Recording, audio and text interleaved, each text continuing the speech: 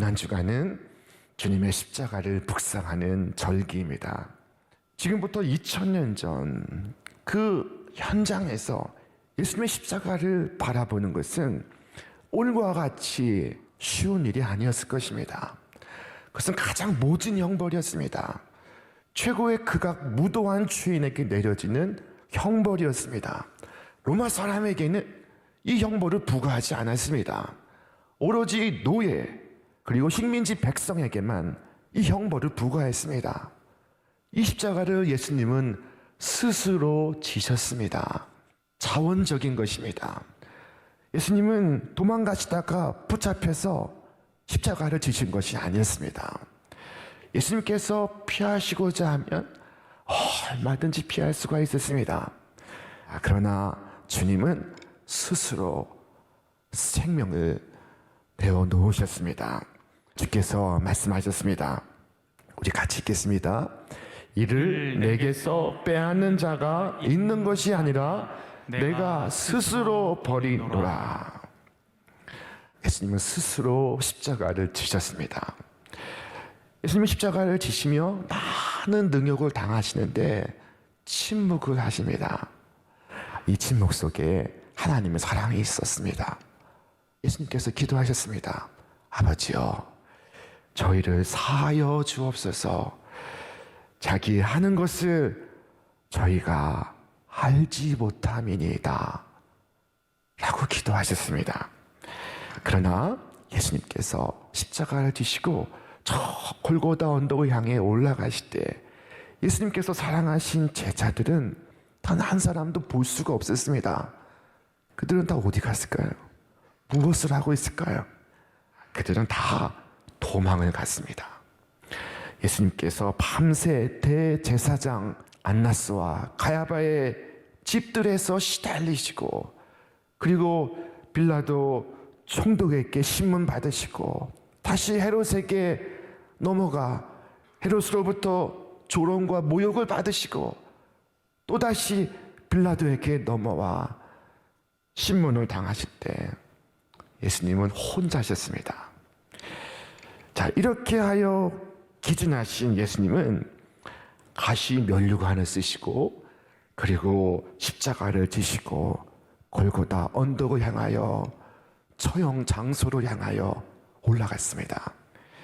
채찍에 맞아서 찢어진 온 몸에 피가 흘러 예수님의 옷을 검붉게 물들였습니다.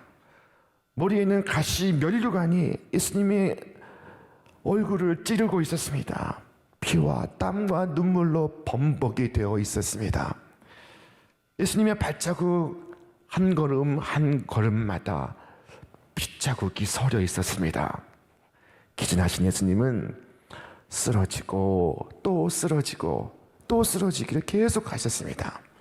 그때마다 로마 군인은 뒤에서 기다렸다가 세차게 채찍질을 가했습니다.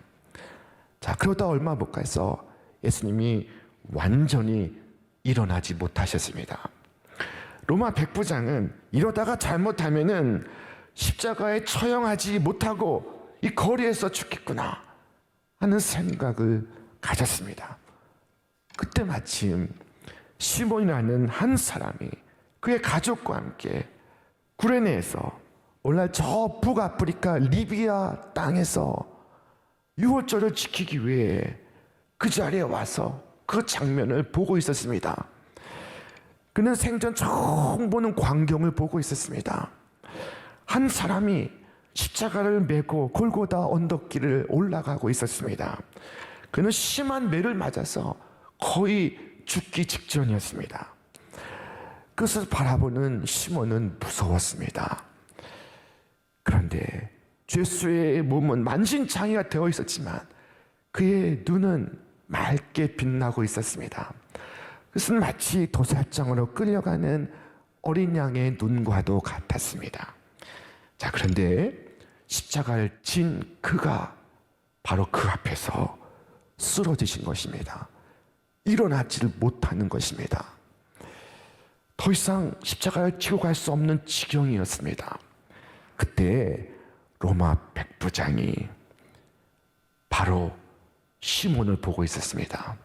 그를 강제로 끌어내어서 예수님 대신 십자가를 지게 했습니다. 성경은 말씀합니다. 마침 알렉산더와 루포의 아버지인 구레네 사람 시몬이 시골로부터 와서 지나가는데 그들이 그를 억지로 같이 가게 하여 예수의 십자가를 지우고, 그는 강제로 예수의 십자가를 지게 되었습니다. 얼떨결에 예수님의 십자가를 지게 되었습니다. 그는 그렇게 골고다 언덕까지 올라가서 예수님께서 처형당하시는 것을 보았습니다. 그때 로마 백부장이 이는 진실로 하나님의 아들이로다 말하는 것을 들었습니다. 여러분, 이 시몬이라는 사람은 누구였을까요? 이 시몬은 전혀 알려지지 않은 인물입니다. 그는 수많은 시몬들 중에 하나입니다. 이스라엘의 흔한 이름이었습니다. 더 이상 설명될 수 없는 사람이었습니다. 하지만 하나님의 섭리는 이 알려지지 않은 사람을 선별하여 예수님의 십자가를 지는 거룩한 사명을 감당하게 하였습니다. 그가 저 아프리카에서 올라와 예수님께서 골고다 언덕을 향하여 올라가실 때 바로 그때 그 자리에 있었습니다. 그는 조금 빨리도 조금 늦게도 그곳을 지나지 않았습니다. 마치 약속한 것처럼 그 시간 그 자리에 그가 있었습니다. 그 정확한 시간에 그를 그 자리에 데려놓기 위하여 하나님의 섭리가 얼마나 작용을 했는지 우리는 다 알 수가 없습니다. 주님께서 그 모든 것을 주장하셨고, 그리고 우연처럼 이 일이 벌어지고 있었습니다. 자, 여러분, 우리가 기억해야 할 것은 이 시몬이 십자가 지기에 온 사람이 아니라는 것입니다. 그는 6월절에 예루살렘을 찾는 순례객 중에 한 사람입니다. 아마도 북아프리카에서 이 예루살렘에 오기 위하여 뱃삭을 준비하고 비용을 마련하기 위하여 몇 달 동안 계획했던 일이었을 것입니다. 그와 그의 가족은 6월절을 지키려고 온 것입니다. 이것이 그의 목적입니다. 자, 여러분, 우리가 한 가지 길을 작정하지만 하나님의 계획은 다양합니다. 우리는 한 가지 목표를 세우지만은 하나님의 인도하심은 무한합니다. 자, 어떤 사람은 단지 친구를 만나러 교회 간 것뿐인데 주님을 만납니다. 어떤 사람은 아내의 운전만 해주려고 왔다가 말씀을 듣습니다. 은혜의 말씀이 그의 심장에 꽂힙니다. 이와 같이 구레네 시몬의 이야기가 오늘 우리들의 이야기입니다. 여기에도 구레네 시몬 같은 분이 많이 계십니다. 앞으로 우리 교회에도 이 구레네 시몬의 이야기가 더 많아지기를 바랍니다. 자, 그날 시몬은 조용히 길을 가고 있었습니다. 그런데 난폭한 손이 그를 붙잡아 이끌어내어 십자가를 지게 했습니다. 그는 놀랐습니다. 로마 백부장이 명령하자 이 시골 사람이 거부할 수가 없었습니다. 그는 허리를 숙여 십자가를 들었습니다. 십자가를 메고 주님의 걸음에 맞추어 그가 걸어가게 되었습니다. 예수님이 누구신지, 십자가는 무엇인지, 나는 왜 이 십자가를 져야 하는지 그냥 까마득히 몰랐습니다. 그는 얼떨결에 십자가를 진 사람입니다. 자, 그러나 그것은 불가항력적인 하나님의 은혜였습니다. 처음에는 이상한 방법으로 주님을 만나게 되고 나중에는 깊이 주님을 만나게 됩니다. 이 구레네 시몬은 주님의 제자가 되고 훗날 그의 아내와 아들들 역시 제자의 길을 걸어갔습니다. 이 로마서를 보면은 사도 바울이 이 구레네 시몬의 집에 문안하는 장면이 등장을 합니다. 자, 억지로 진 십자가가 그에게는 영생에 이르게 하는 길이었습니다. 그러니 그것이 얼마나 은혜입니까? 얼마나 무한 은혜입니까? 자, 주님께서 우리에게 십자가를 지라 하십니다. 우리 말씀 같이 읽겠습니다.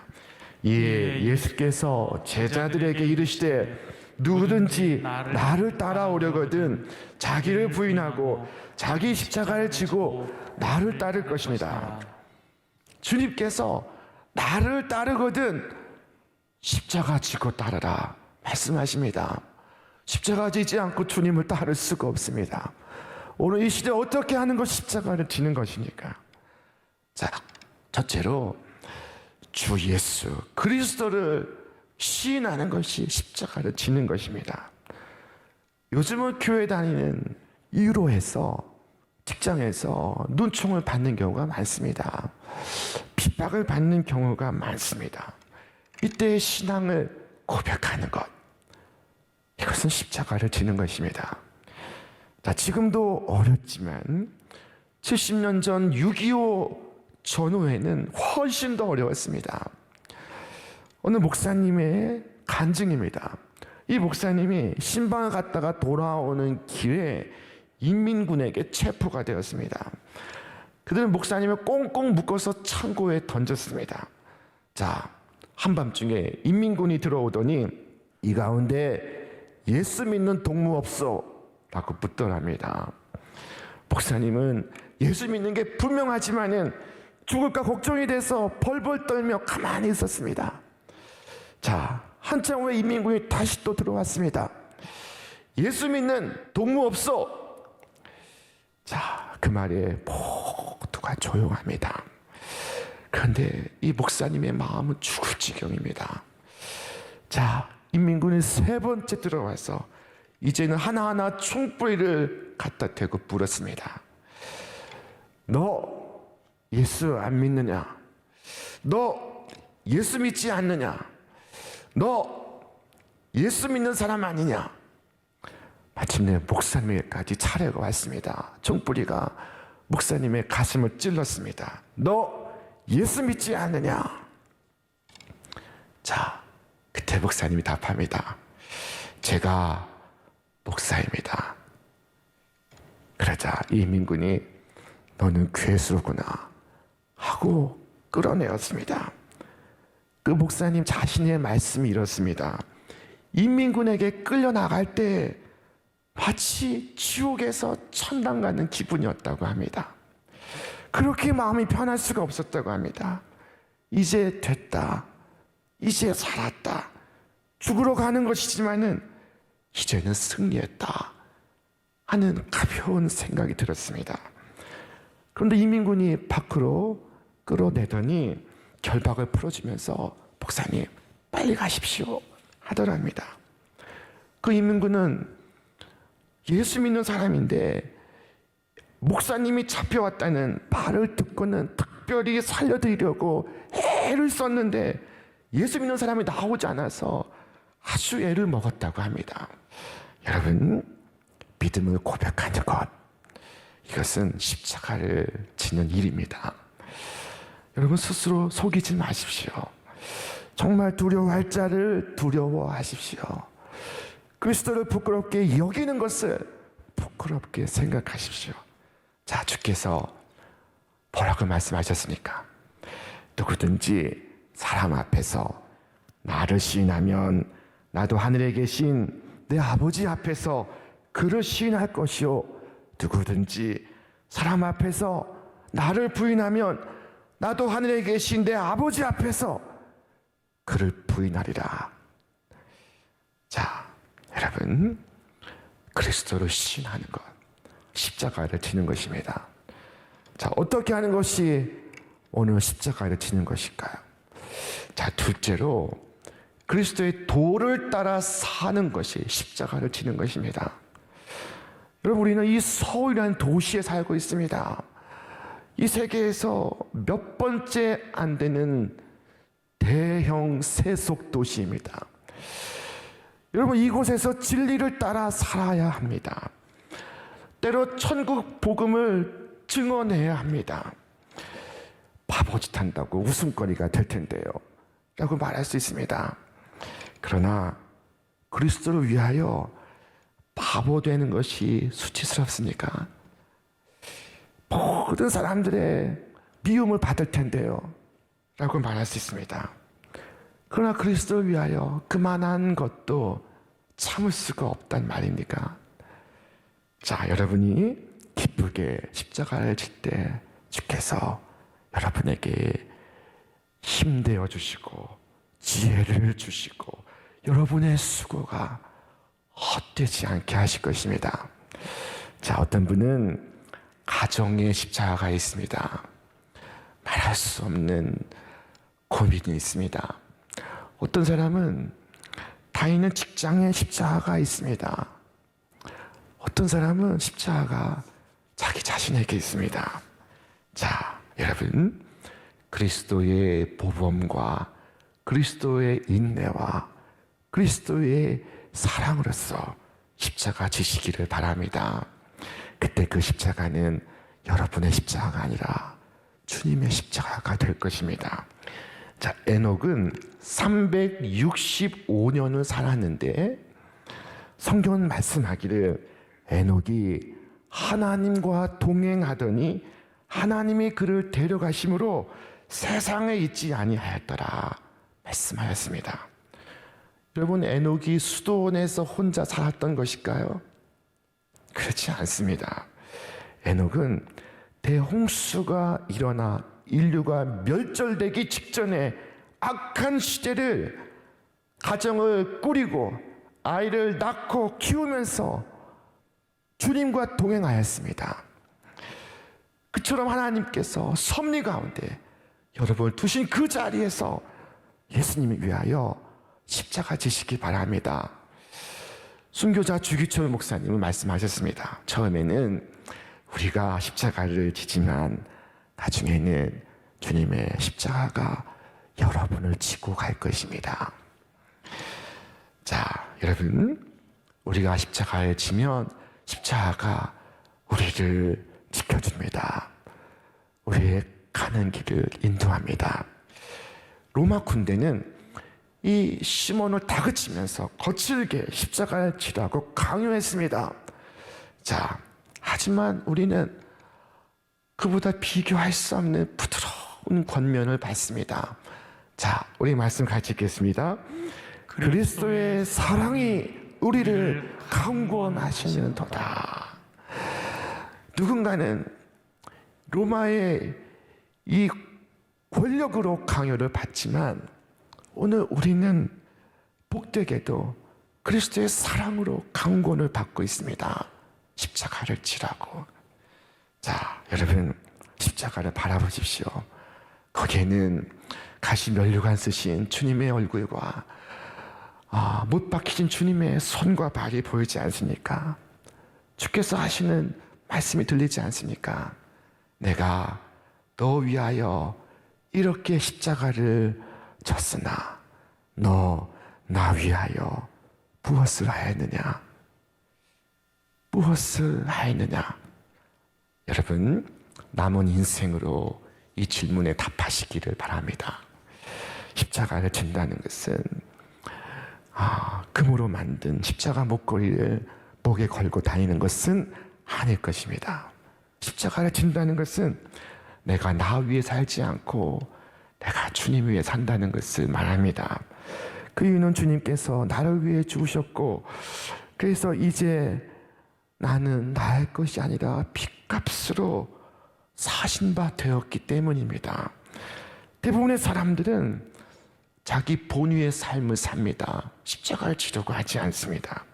자, 그러나 십자가를 지는 것이 엄청난 축복이라는 것을 이 시몬은 알았습니다. 시몬에게 엄청난 은총이 임했습니다.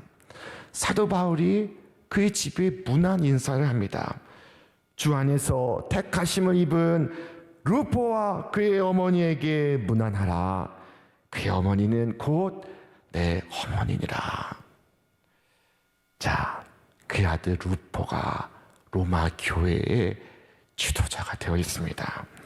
루포는 아버지가 예수님 십자가 지고 가는 모습을 뒤에서 따라가며 보면서 아, 주님의 십자가는 이렇게 지는 것이로구나 하는 것을 마음에 새겼을 것입니다.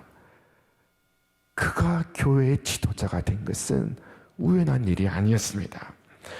여러분, 십자가는 좀 억지로 져도 괜찮습니다. 십자가를 지는 그 당시에는 그 의미를 몰라도 그 후에는 잘했다고 깨닫게 될 것입니다.